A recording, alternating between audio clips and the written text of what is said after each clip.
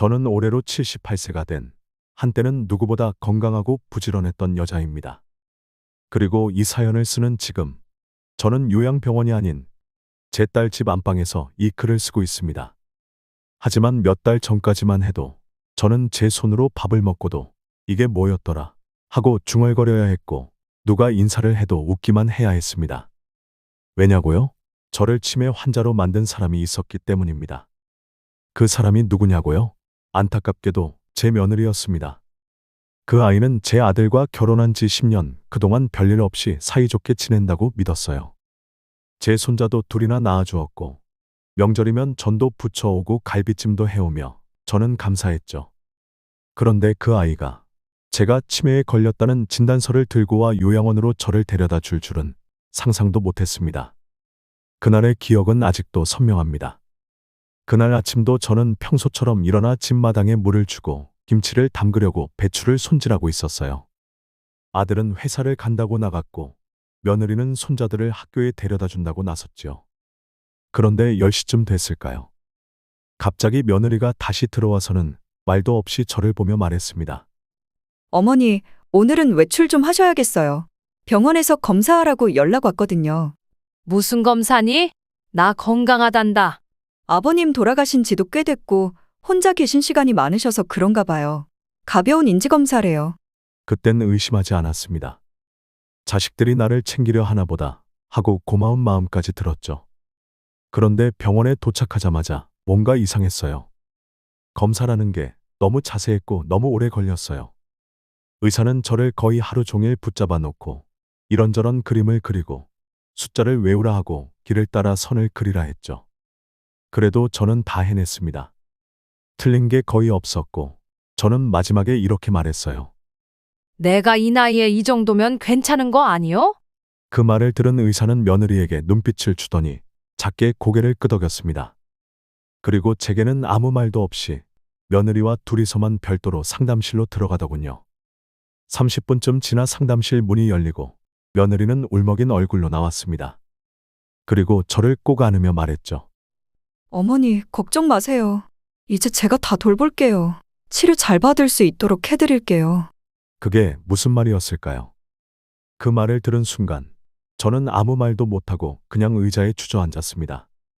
그날 오후 제 짐은 며느리가 이미 챙겨두었고 아들은 출장 중이라며 나타나지도 않았고 저는 그렇게 한 요양병원에 들어가게 되었던 겁니다. 요양원. 이 단어는 제게 너무 낯설었고 너무 갑작스러웠어요. 그곳은 침대마다 커튼이 쳐져 있고 누군가는 말을 더듬었고 누군가는 이름도 몰랐고 누군가는 밥을 손으로 먹고 있었습니다. 처음에는 분노보다 공포가 컸습니다. 나는 여기에 어울리는 사람이 아닌데 왜 나를 여기에 데려왔는지 이해가 되지 않았거든요. 하지만 더 무서운 건 따로 있었어요. 며느리가 가끔 찾아오긴 했는데 매번 저를 바라보는 눈빛이 아주 이상했습니다. 어느 날은 아이들을 데려와서는 제 앞에서 속삭이듯 이렇게 말했습니다. 할머니는 지금 정신이 좀 안 좋으셔. 무슨 말 하셔도 믿지 마. 그 말이 얼마나 무섭게 들렸는지 아십니까? 그 말 한마디면 저는 어떤 말을 해도 정신 나간 노인이 되는 겁니다. 며느리는 마치 저를 혼자만 아는 비밀을 가진 사람처럼 다루기 시작했어요.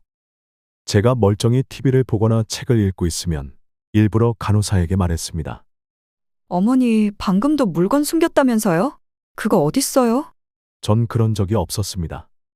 그런데 간호사들은 며느리의 말만 듣고 저를 달래거나 때론 나무랐습니다. 그리고 더 무서운 일이 있었어요. 어느 날 새벽, 저는 화장실이 급해 간호사 호출 버튼을 눌렀는데 아무도 오지 않더군요. 결국 스스로 일어나 변기에 앉고 나오는 길에 휘청하며 복도에서 넘어졌습니다. 그 순간 간호사들이 달려왔고 아침에 며느리가 왔을 땐 대뜸 제 손을 잡고 말했죠. 어머니, 이러다 큰일 나요. 제발 말 좀 들으세요. 점점 심해지시잖아요. 그 말 앞에서 저는 할 말을 잃었습니다. 제가 무슨 짓을 했다고요? 화장실 가고 싶었던 것뿐이었는데요. 그제야 조금씩 깨달았습니다. 이건 단순한 치매 오진이 아니었습니다. 누군가 의도적으로 저를 그리 보이게 만들고 있던 겁니다. 제가 입을 열 수도 없게, 제가 움직일 수도 없게 저를 봉인하고 있었던 것이죠. 그렇게 저는 점점 의심하게 됐습니다. 왜 나를 요양원에 넣으려 했는지, 왜 나를 치매 환자로 몰아갔는지, 그리고 왜 이 모든 과정에서 아들은 한 번도 모습을 드러내지 않았는지. 이제 제 안에서는 두려움이 분노로 바뀌기 시작했습니다. 그리고 결심했습니다. 꼭 이대로 당하고만 있지는 않겠다고요. 요양원에 들어간 지 2주쯤 되었을 무렵부터였어요. 처음 며칠은 낯설고 억울하고 무엇보다 막막했습니다. 말벗도 없고 움직일 수 있는 공간도 한정되어 있었죠. 그래도 제게 말 한마디라도 걸어주는 분들이 있었습니다.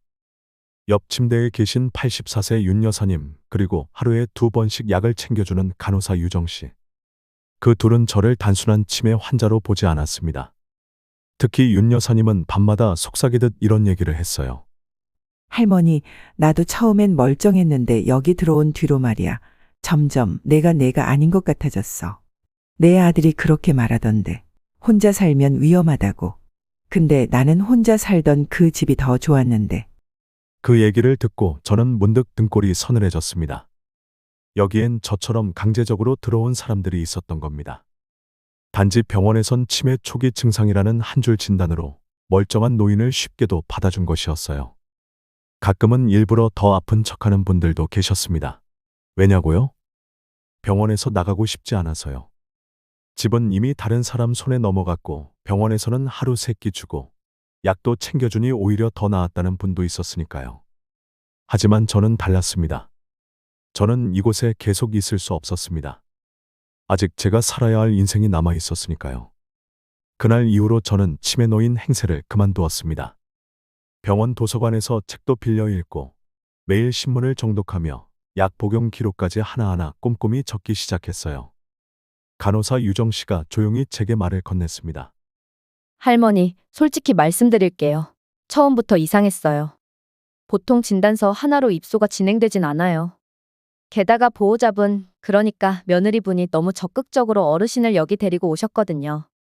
심지어 약 처방도 미리 해오셨어요. 약이요? 내가 복용하던 약도 아닌데. 네, 전혀 아니에요.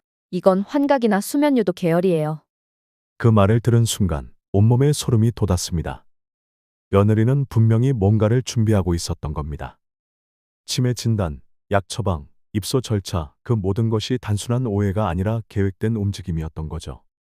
그때부터 저는 며느리와의 모든 대화를 녹음하기로 마음먹었습니다.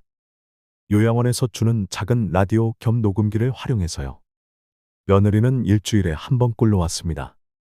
올 때마다 아이들을 데리고 왔고 저와는 눈도 마주치지 않은 채 이런 말을 흘렸습니다. 어머니, 아직도 제가 누군지 모르겠어요? 어떻게 이렇게까지 아프시게 된 건가요? 치료 잘 받으시면 나아지겠죠. 언젠간. 저는 일부러 무표정한 얼굴로 아무것도 모른다는 듯 대답했습니다. 네가 누군데? 네가 누구냐고. 그 말에 며느리는 순간 입꼬리를 살짝 올렸습니다. 그 미소는 진심이 아니었어요. 통했다는, 내가 원하는 대로 되고 있다는 기묘한 기쁨이 섞인 미소였습니다. 그리고 그날 며느리는 아이들에게 이런 말을 했습니다. 할머니 요즘 많이 심해졌지? 아빠랑 나랑 할머니 집 정리 좀 하려고. 그래야 나중에 유산도 복잡하지 않게 정리되는 거야. 너희도 알겠지? 그 말을 듣는 순간 제 귀가 의심스러웠습니다. 유산 정리? 집 정리? 이제야 이해가 갔습니다. 며느리는 제 재산을 노리고 있었던 겁니다. 남편이 남겨준 서울 시내의 2층짜리 단독주택, 그리고 제 명의로 된 예금들. 아들은 사업을 말아먹고 나서부터 늘 돈에 쪼들렸고 며느리는 대놓고 재무 상담까지 받으며 부동산을 팔 궁리를 했었죠. 그리고 그게 지금 저를 없애야만 가능하다는 걸 알게 된 순간 이 짓을 벌인 겁니다. 그날 밤 저는 처음으로 무릎을 꿇고 기도했습니다. 하느님, 저것들의 속셈이 다 드러나게 해주세요. 제발, 제발 저 좀 살려주세요. 며칠 후 아들이 요양원에 처음 나타났습니다. 그의 얼굴은 무표정했지만 눈동자에선 어딘가 흔들리는 기색이 보였습니다. 그는 조용히 제 손을 잡고 말했습니다. 엄마, 힘드시지? 치료 잘 받고 있어? 너 나 정말 아프다고 생각해? 그게 무슨 말이야? 나 말짱해. 네 마누라가 뭘 꾸미고 있는지 너 정말 몰라? 아들은 잠시 침묵하더니 마지못해 말했습니다. 나도 이제 모르겠다. 그냥 엄마 좀 쉬시는 게 낫지 않을까 해서. 그 말에서 저는 한 가지 확신을 했습니다. 아들은 알고도 눈 감은 거였습니다. 지금의 이 상황은 며느리 혼자만의 계략이 아니었습니다. 그날 밤 저는 가슴을 부여잡고 흐느껴 울었습니다. 세상 그 누구보다 믿었던 아들이 자신의 어머니를 요양원에 가둬두는데 동조했다는 사실에 무너졌습니다. 그들은 내가 치매라는 진단서 한 장으로 내 삶 전체를 박제시키려 했습니다. 그런데 그 다음 날 아침 뜻밖의 손님이 찾아왔습니다. 바로 제 딸이었어요. 결혼 후 외국에서 살고 있던 딸, 오랜만에 한국에 들어왔다던 딸이 저를 찾은 겁니다. 그 아이가 문을 열고 들어오며 했던 말은 지금도 잊을 수 없습니다. 엄마, 아무 말 하지 마. 나 지금 다 알아버렸어. 딸이 문을 열고 들어오며 했던 첫 마디였습니다. 그 말 한마디에 저는 온몸이 굳었고 한동안 아무 말도 할 수 없었습니다. 눈물부터 흘렀습니다. 제 딸은 제 유일한 버팀목이었습니다. 하지만 결혼 이후 유학을 가고 외국에서 정착한 뒤로는 연락이 점점 뜸해졌고 거의 7년 만에 제 앞에 나타난 셈이었습니다. 딸은 조용히 제 손을 잡고 말했습니다. 엄마, 멀쩡하네. 눈빛도 말투도 다 괜찮아. 근데 왜 이런 데 있어? 내 오빠하고 내 올케가 날 여기다. 알아. 그래서 왔어. 딸은 분노를 참지 못한 듯 이를 악물었습니다. 그리고는 가방에서 뭔가를 꺼냈습니다. 도장과 서류, 사진 몇 장, 그리고 녹음기였습니다. 이게 뭔 줄 알아요? 엄마 집, 그러니까 우리 아빠 유산으로 남겨준 그 집. 며칠 전 명의가 바뀌었어요. 아빠 명의에서 엄마 앞으로 바뀐 거, 그리고 그게 다시 엄마에서 오빠 앞으로 넘어갔어. 더 화가 나는 건 엄마가 자필로 증여동의서에 서명한 걸로 되어 있다는 거야. 저는 눈이 뒤집히는 것 같았습니다. 뭐? 그걸 내가 썼다고? 엄마는 분명 요양원에 있었고 그런 문서를 본 적도 없잖아. 서명 전부 위조야. 딸은 말을 멈추고 제 얼굴을 똑바로 바라보았습니다. 엄마, 이건 단순한 실수가 아니야. 계획적이었어. 내가 본 계좌 내역, 부동산 등기, 통화, 녹음 내용들. 며느리가 한 게 아니야. 오빠도 같이였어. 그리고 그 녹음 안에 엄마가 멀쩡하다는 걸 둘 다 알고 있었다는 말까지 있어. 그 말에 저는 다리에 힘이 풀려 주저앉고 말았습니다. 딸은 곧장 저를 부축하며 말했습니다. 엄마, 이대로 넘어가면 안 돼.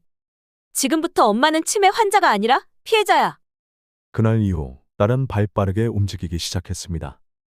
딸은 요양원 측에 법적 대리인 변경을 요청했고 그 과정에서 의료기록을 열람했습니다. 그러다 발견한 건 충격적인 사실이었습니다. 엄마, 여기에 엄마가 환각 증세를 보였다고 기록돼 있어. 그리고 이 약, 클로로자핀, 벤조다이아제핀 계열이야. 치매 약이 아니라 정신병 환자에게 쓰는 약이야. 그 순간 머릿속이 하얘졌습니다. 그 약을 누가 요구했는지, 누가 병원에 그 처방을 미리 요청했는지 이미 감이 오고도 남았습니다. 딸은 해당 병원에서 며느리가 직접 전화해 약을 상담받고 추천해달라고 했다는 기록도 확보했습니다. 그리고 며칠 후 딸은 저와 함께 병원을 나왔습니다. 정신과 전문의가 재검사를 진행했고 저는 완전한 정상 판정을 받았습니다. 의사는 기록을 살펴보며 말했습니다. 이 정도면 오히려 또래에 비해 뛰어난 인지력입니다. 과거 기록에 왜 이런 약이 처방됐는지 이해가 안 되네요. 가족분이 강하게 요청했다고요. 딸은 고개를 끄덕였고 의사는 씁쓸한 표정을 지었습니다. 이건 학대입니다. 노인학대에 해당돼요. 법적으로도 대응할 수 있습니다. 그 말을 듣자 딸은 작은 미소를 지으며 제 손을 꼭 잡았습니다. 이제 시작이야. 엄마, 내가 절대 이대로 안 넘어가. 며칠 뒤 딸은 저와 함께 변호사를 찾아갔습니다. 그녀는 모든 자료를 정리해 왔습니다. 진료기록, 약 처방 내역, 명예 변경 서류, 위조된 서명 샘플, 그리고 며느리와 아들이 나눈 통화 녹음. 녹음기 속 며느리의 목소리는 너무도 뚜렷했습니다. 그냥 치매 있는 척 계속하면 돼요. 어머님은 말도 잘 못하시니까. 이참에 집도 정리하고 애들 교육비나 마련하자고요. 그걸 엄마가 알면 어떻게 해? 모르시게 하면 되지. 어머님, 지금도 내가 딸인 줄 아는걸? 그 목소리를 들으며 저는 두 손을 움켜쥐었습니다. 아들, 네가 그걸 듣고도 웃고 있었구나. 내가 그렇게 애지중지 키운 내 자식이 날 팔아넘긴 거였구나. 변호사는 조용히 말했습니다. 이 정도면 형사고발도 가능합니다. 노인학대, 명의도용, 사문서 위조. 다 걸릴 수 있어요. 가장 먼저 해야 할 건 집에 대한 가처분 신청입니다. 그리고 어머니는 곧바로 정상 진단서를 바탕으로 법적 회복 절차를 밟으셔야 합니다. 딸은 변호사의 말에 고개를 끄덕였고, 그날 밤 저는 딸 집으로 돌아왔습니다. 침대에 누웠지만 눈을 감을 수 없었습니다. 왜 아들은 나를 버렸을까? 왜 며느리는 그렇게 웃으며 날 속였을까? 나는 도대체 그들 눈엔 어떤 존재였을까? 하지만 이제는 눈물만 흘리지 않기로 했습니다. 이제부터는 제 인생의 마지막 힘을 다해 그들의 가면을 벗기고 제가 누구였는지를 세상에 보여줄 차례니까요. 나는 포기하지 않을 겁니다. 딸과 함께 변호사 사무실을 나왔던 그날, 저는 한동안 거울 앞에서 저를 들여다봤습니다. 요양원에 있던 몇 달 동안 제 얼굴은 몰라보게 야위고 눈빛은 흔들리고 있었습니다. 하지만 그날의 저는 달랐습니다. 눈밑 주름 하나하나에 분노와 결심이 맺혀 있었고 주름진 손등은 복수를 맹세하는 증거 같았습니다. 며느리와 아들의 계략이 밝혀지자 변호사는 바로 법원에 명의이전 효력정지 가처분을 신청했습니다. 그리고 동시에 고소장을 제출했습니다. 노인학대, 사문서 위조, 제3명의 도용, 정신적 피해에 대한 손해배상 청구. 사건은 조용히 시작되었지만 곧 며느리 쪽 변호인이 연락을 해왔습니다. 딸이 전화를 받았고 무표정한 얼굴로 말했습니다. 합의? 웃기지 마세요. 우리 엄마를 폐인처럼 만들고 이제 와서 합의금으로 무마해요. 쓸데없는 소리 하려면 전화 끊어요. 며느리는 처음에는 버텼습니다.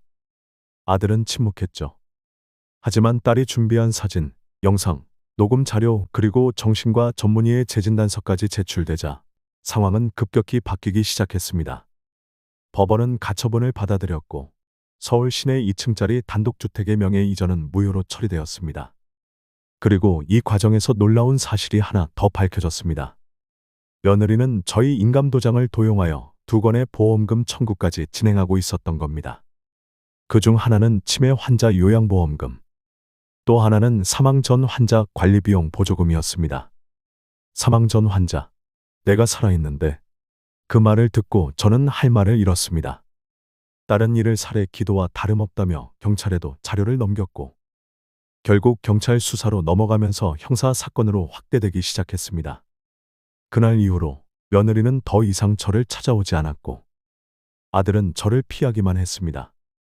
그렇게 몇 달이 흘렀습니다. 그리고 마침내 1심 판결이 내려졌습니다. 재판장 앞에서 며느리는 고개를 숙이고 있었습니다. 하지만 저는 눈을 똑바로 뜨고 말했습니다. 저는 멀쩡했습니다. 그런데 저 여자가, 제 며느리라는 여자가 저를 치매 환자로 만들었습니다. 제가 기억하는 단어 하나하나를 부정당했고, 제가 살아온 인생을 정신착란이라 불렸고, 제가 지켜온 집과 이름을 송두리째 빼앗겼습니다.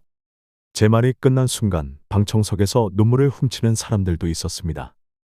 딸은 조용히 제 손을 꼭 잡고 있었고 판사는 판결을 내렸습니다. 피고인은 사문서 위조 및 노인학대, 제3명의 도용 등의 혐의로 징역 2년 6개월에 처한다. 또한 정신적 재산적 손해배상으로 원고에게 8천만 원을 지급할 것. 그 순간 제 귀에는 마치 교향곡처럼 들렸습니다. 그 어떤 박수 소리보다 찬란했고 그 어떤 말보다 저를 위로해주는 판결이었습니다.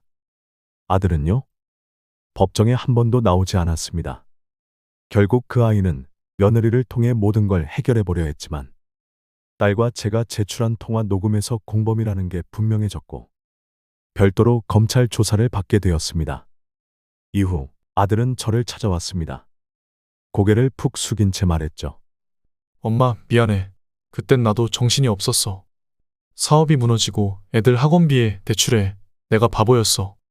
저는 아무 말도 하지 않았습니다. 그 아이는 바보가 아니었습니다.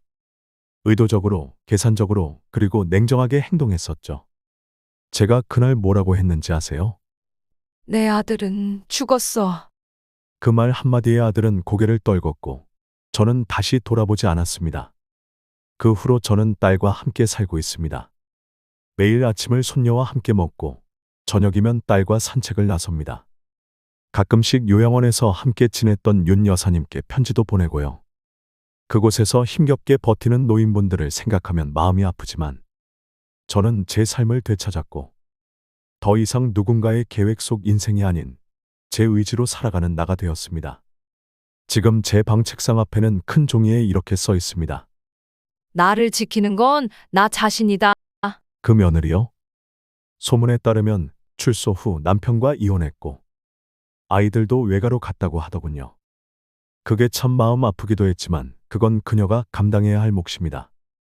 이제 저는 더 이상 치매 환자가 아닙니다. 저는 한 사람의 엄마, 한 사람의 여자, 그리고 절대로 무너지지 않는 사람입니다.